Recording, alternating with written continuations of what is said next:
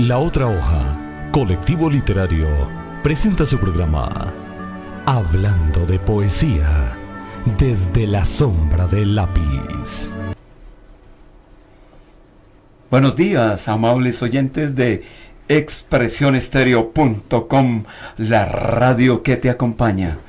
Tenemos hoy represada mucha información. Saludos especiales a nuestro director general, Oscar Javier Grajales, a nuestro director de sonido, Nelson Puentes. Muy buenos días, Nelson. Muy buenos días a todos ustedes, los oyentes que nos acompañan cada 8 días aquí en el programa La Otra Hoja. Buenos días aquí a mi mesa de trabajo y bueno, feliz de estar nuevamente acompañándolos. Y en la mesa de trabajo, Carlos Camilo Torres García. Muy buenos días, Camilo. Buenos días, Nelson. Buenos días, Carlos. Un saludo a la amable audiencia de Expresión Estéreo, la radio que te acompaña. ¿Qué tema tenemos para hoy? Oliverio Girondo, Carlos. Y Carlos Acosta, quien les habla hoy en expresionestereo.com. Como siempre, hasta ahora, desde la sombra del lápiz, estamos hablándoles de poesía.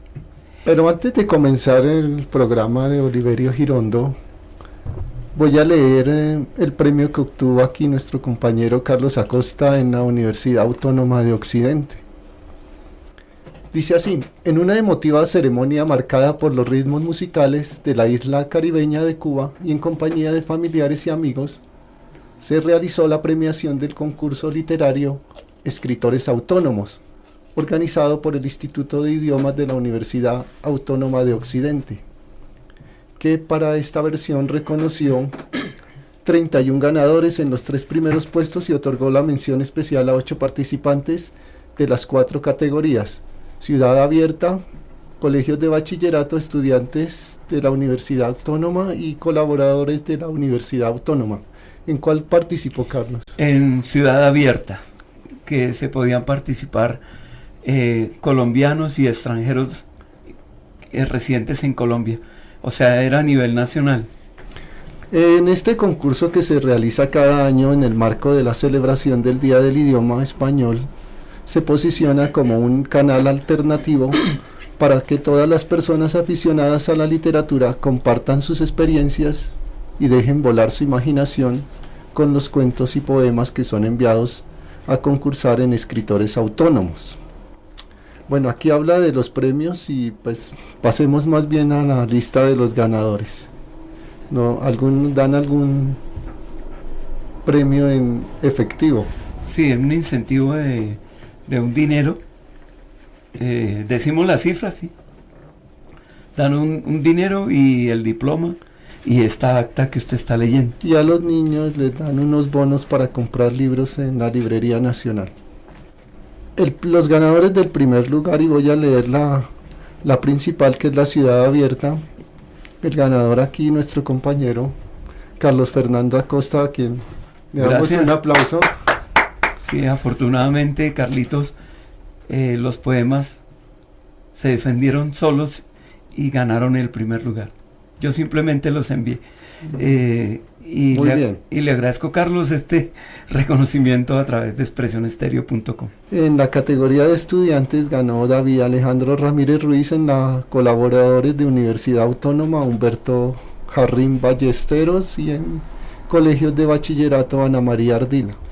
Y me perdí de la foto. Yo pues hubiera sido el más cuchito de todos, ¿no?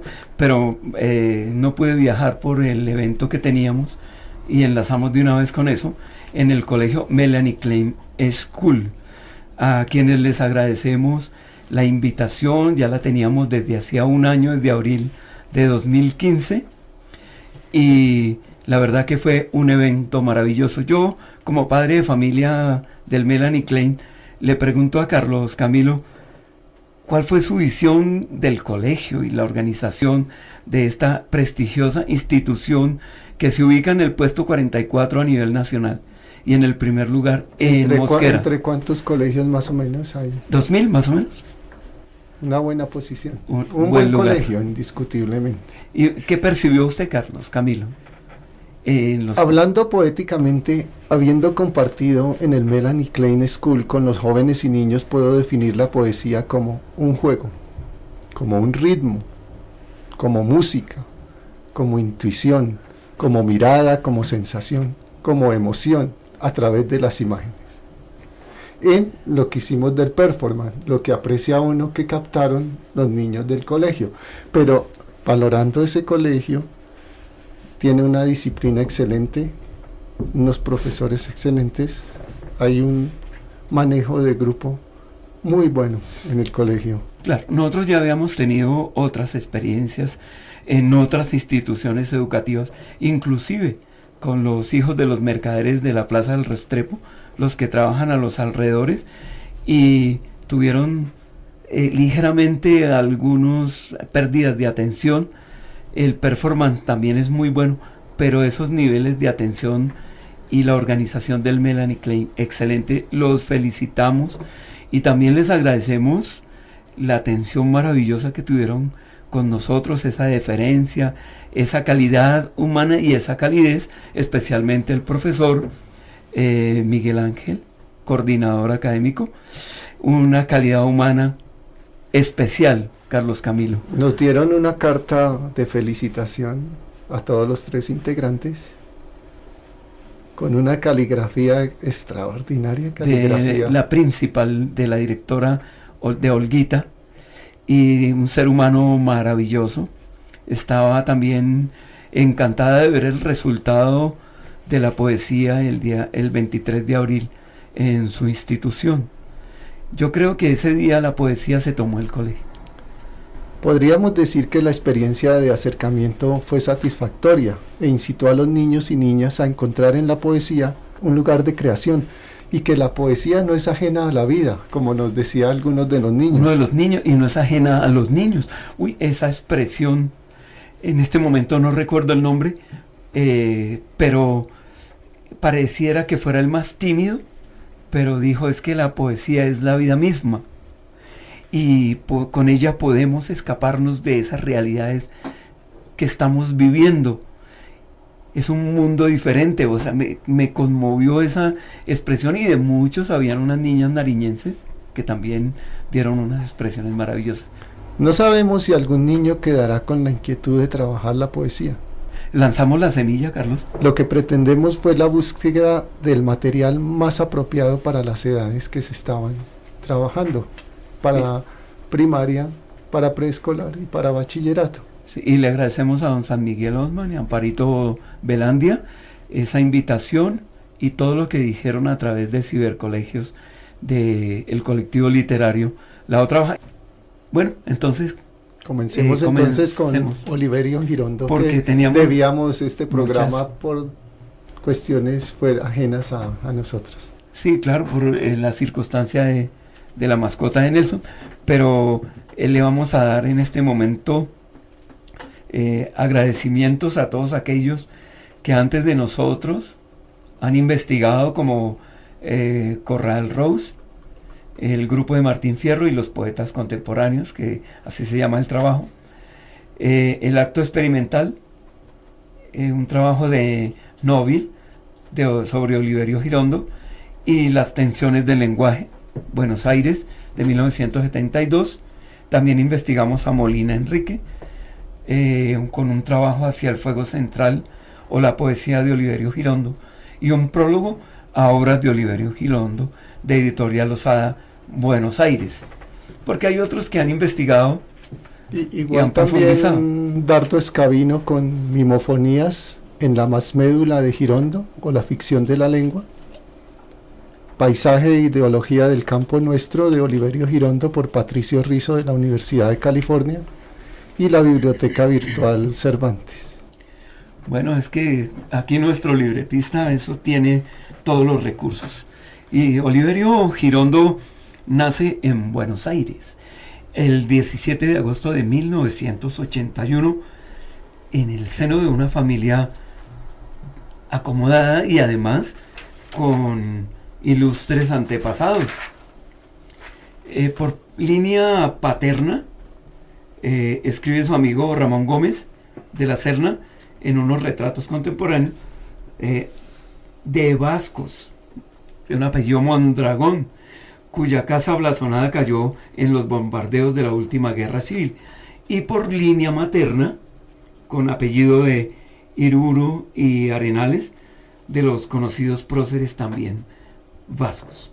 Su infancia transcurre en la capital argentina, aunque muy temprano esa facilidad económica encamina los pasos del poeta hacia Europa, que paradójicamente seguía albergando el nacimiento de lo nuevo. Y allí, en distintos colegios, cursa esos primeros estudios en el Colegio Epsom de Londres y en la Escuela Albert de Grand de Arcueil, cerca de París, de la cual, volviendo al relato de Ramón, es expulsado porque tuvo una osadía de arrojarle, imagínese, el tintero en la cabeza del profesor de geografía, porque habló de los caníbales en Brasil. Y en Buenos Aires. En también. Buenos Aires. ¿Se acuerda el frasco de tinta china? Eso le abre la cabeza a cualquiera. Uno El de antiguo, esos, de esos pequeñitos, claro, redondo. que tenía varias aristas y puntas. Voy a leer un poema para introducir nuestros oyentes en el En la trabajo poética de Oliverio Girondo. Siesta. Un zumbido de moscas anestesia la aldea. El sol unta con fósforo el frente de las casas y en el cauce reseco de las calles que sueñan deambula un blanco espectro vestido de caballo. Penden de los balcones racimos de glicinas que agravan el aliento sepulcral de los patios, al insinuar la duda de que acaso estén muertos los hombres y los niños que duermen en el suelo. La bondad soñolienta que trasudan las cosas se expresa en las pupilas de un burro que trabaja y en las ubres de madre de las cabras que pasan, con un son de cencerros que al diluirse en la tarde no se sabe si aún sueña o ya es un solo recuerdo. Es tan real el paisaje que parece fingido. Y Oliverio, ya nos acercamos a esta poética. Termina sus estudios de bachillerato al regreso en Buenos Aires y principia ya una actividad literaria no profunda en el oficio, pero ya comienza. Y la carrera de Derecho, y hace un acuerdo con los papás. Bueno, pudiera hacer esos acuerdos, ¿no? Y yo no abandono mi carrera, pero si ustedes me financian visitas periódicas a Europa en los periodos vacacionales. De esta manera se hacen más frecuentes los viajes a Europa y en ellos se entabla relaciones literarias y amistosas con poetas y artistas del continente europeo que le introducen en los diversos círculos de estas corrientes estéticas. En esa época sus lecturas más estimadas son los poetas simbolistas franceses que ya habíamos tocado aquí, como Baudelaire, Rimbaud, Verlaine y falta uno, Mallarmé. Los cuatro poetas simbolistas. Los ensayos de Ideario decadente de Remen de Gourmut, el Darío de los raros y la filosofía de Nietzsche. Por esos años Girondo anda colaborando como corresponsal en diversas revistas porteñas como el Plus Ultra y la conocida Caras y Caretas. El poeta Jules Supervielle, medio uruguayo, medio francés como el conde de Notre-Dame, le presenta en París a los jóvenes que por esos años ya organizaban las célebres veladas surrealistas.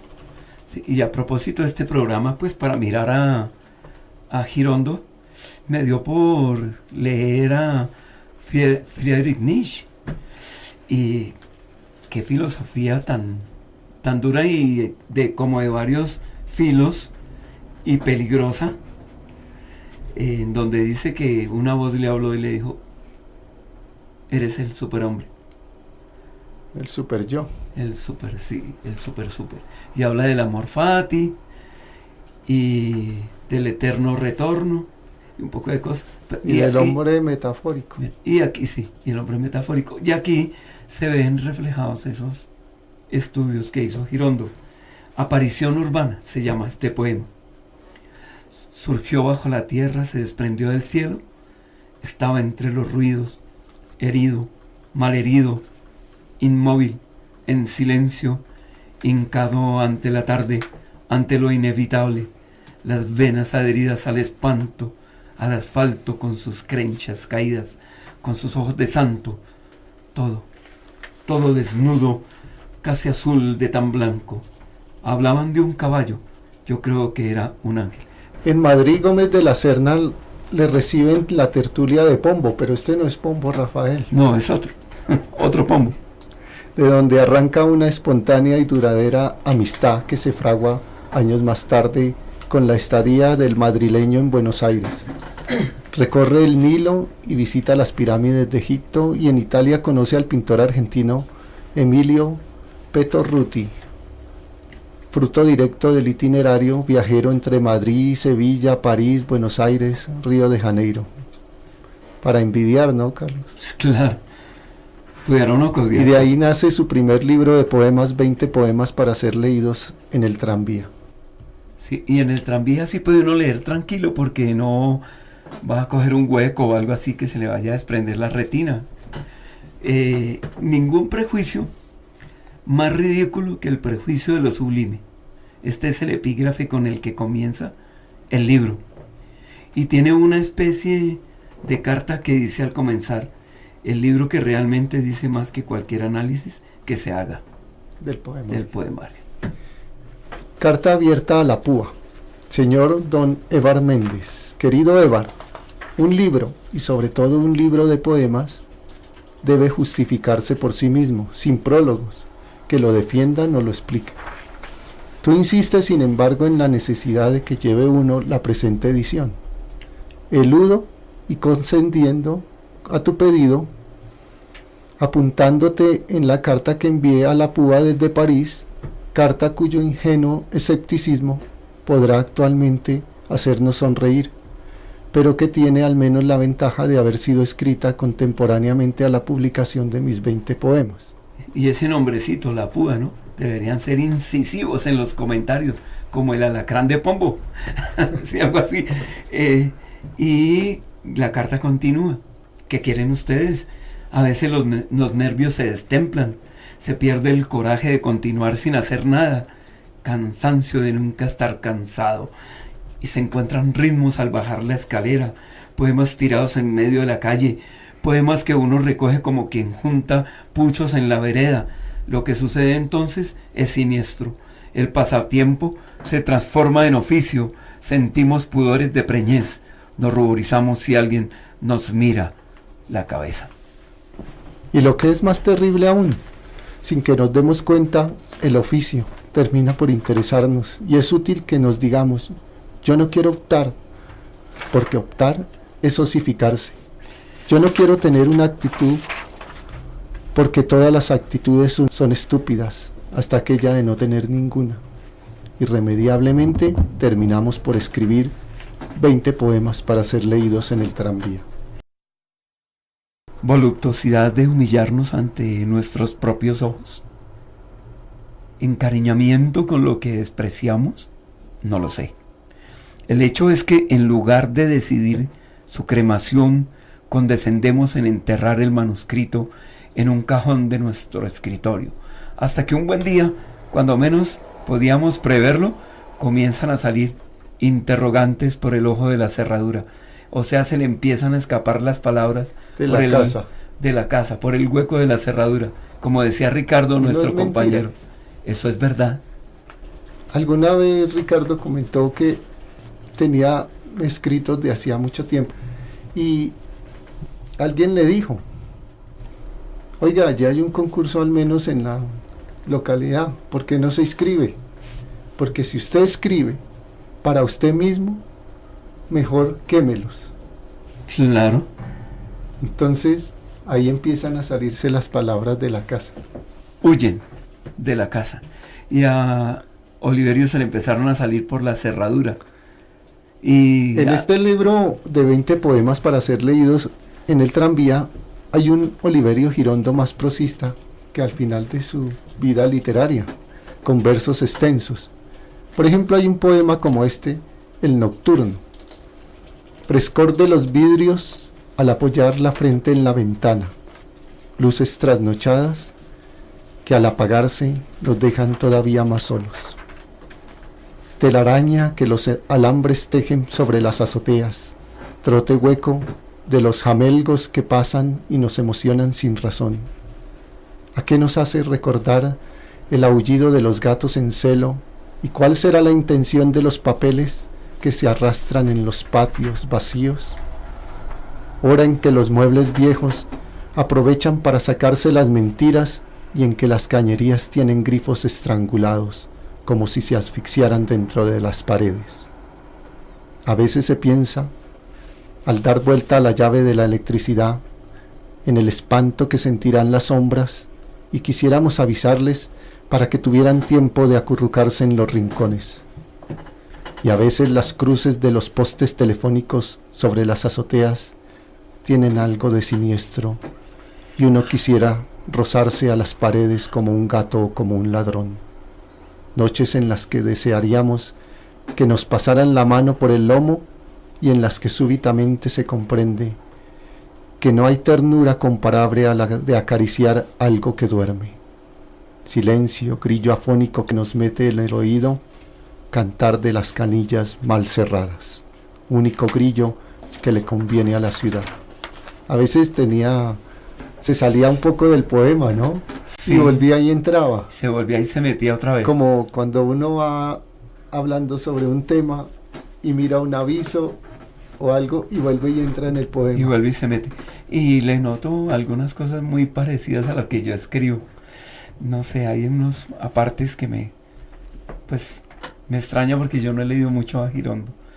Ese mismo año, junto a la obra de Girondo, se publican también Trilce, que ya lo analizamos acá, que lo escribió en la cárcel de Trajino, de César Vallejo, peruano, Andamios interiores del mexicano Manuel Maples, Arce y Pauliceia, Desvairada del brasilero Mario Andrade, para confirmar la madurez de la poesía vanguardista en América Latina.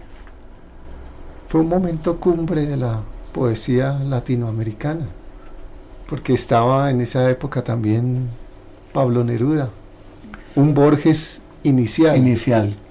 Dedica casi en su totalidad el año 1923 a recorrer España y a gestar lo que será su segundo libro, Calcamonías, publicado precisamente en España en 1925.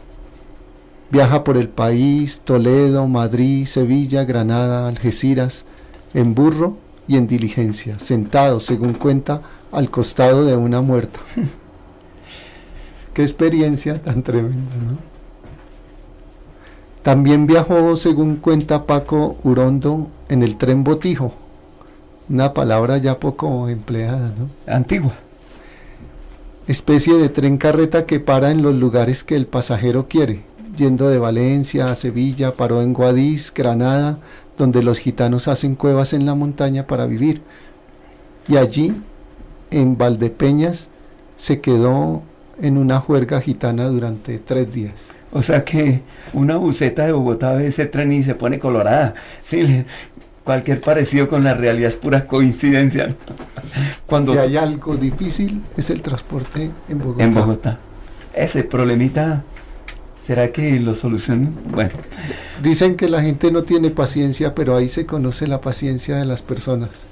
Claro, en un viaje, digamos, de 3 horas, aprisionado entre varias. Como veníamos hoy en ese trancón, como decía Chanlipo, hay que tener paciencia, pero mucha paciencia. Cuando tomó el tren ya para seguir el viaje, le ocurrió otra cosa. Un suicida puso la cabeza en los rieles y Girondo vio un humo rojizo que salía de las vías.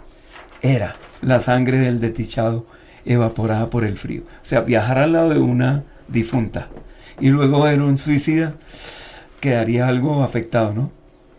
Y en su segundo libro, este poema, Calle de las Sierpes. Uno de los mejores poemas de Oliverio Girondo. De los mejores, ¿no? Una corriente de brazos y de espaldas nos encausa y nos hace desembocar bajo los abanicos, las pipas, los anteojos enormes colgados en medio de la calle. únicos testimonios de una raza desaparecida de gigantes, sentados al borde de las sillas, cual si fueran a dar un brinco y ponerse a bailar. Los parroquianos de los cafés aplauden la actividad del camarero, mientras las limpiabotas le lustran los zapatos hasta que pueda leerse el anuncio de la corrida del domingo.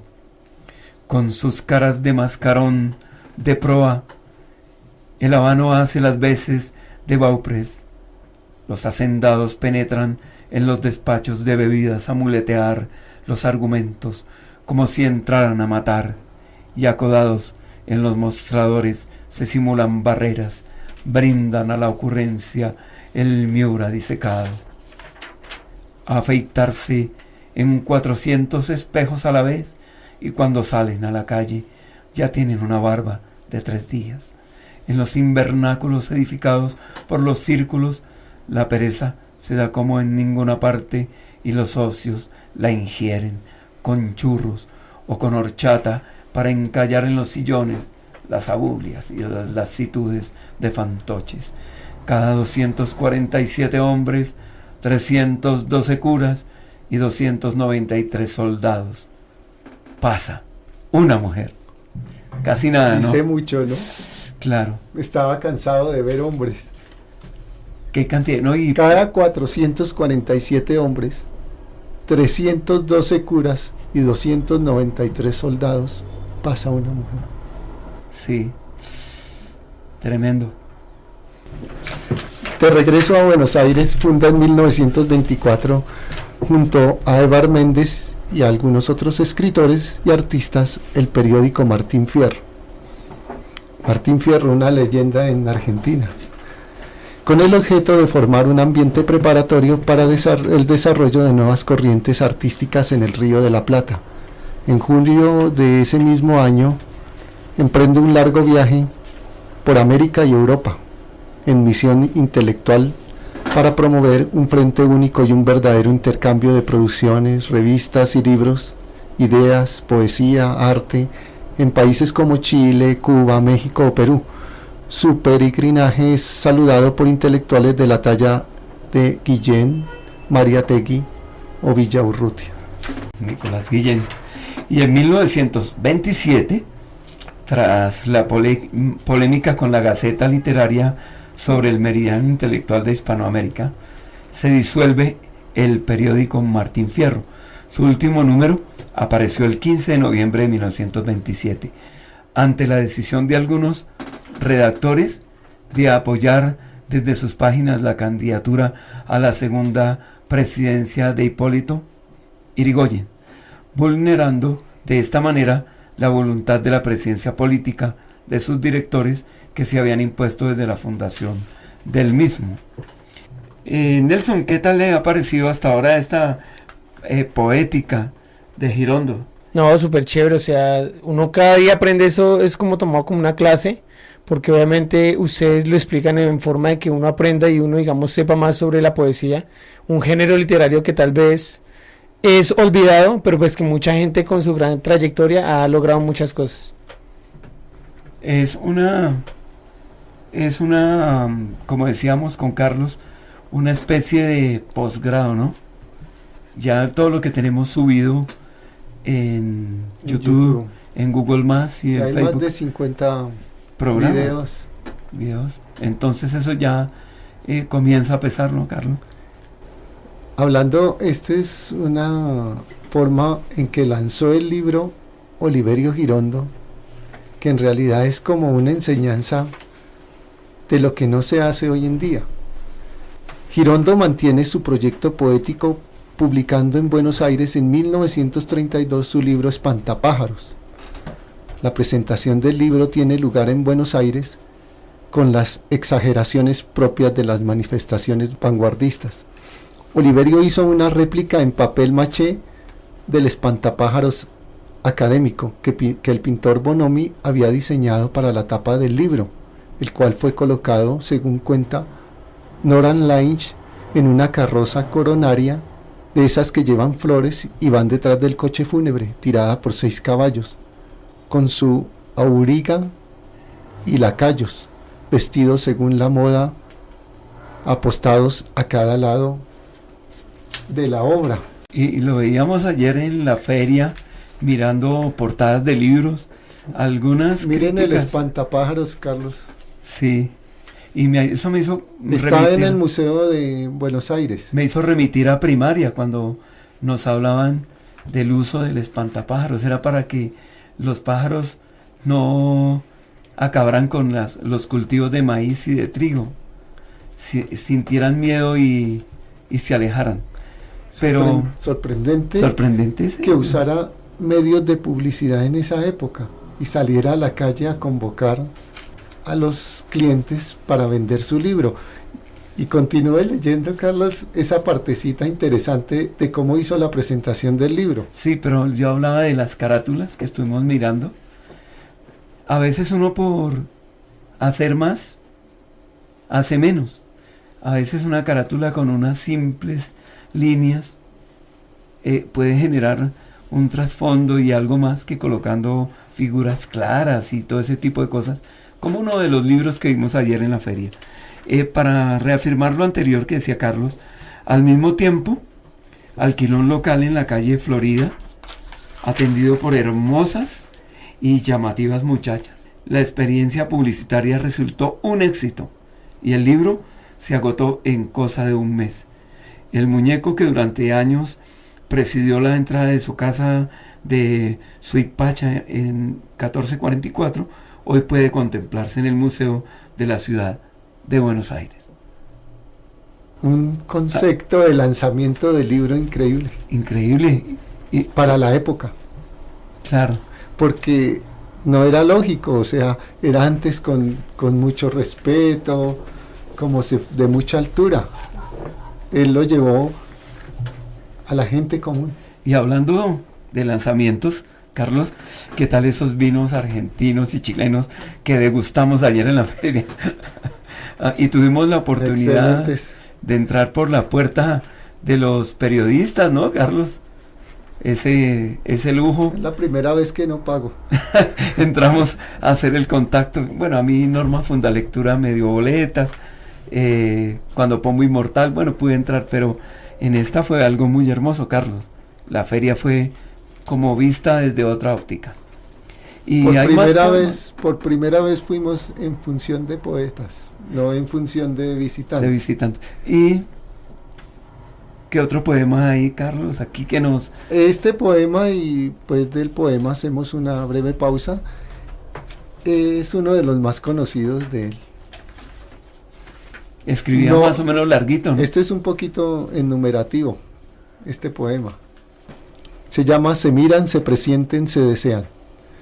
Se miran, se presienten, se desean, se acarician, se besan, se desnudan, se respiran, se acuestan, se olfatean, se penetran, se chupan, se demudan, se adormecen, despiertan, se iluminan, se codician, se palpan, se fascinan, se mastican, se gustan, se babean, se confunden, se acoplan, se disgregan, se aletargan, fallecen, se reintegran, se distienden, se enarcan, se menean, se retuercen, se estiran, se caldean,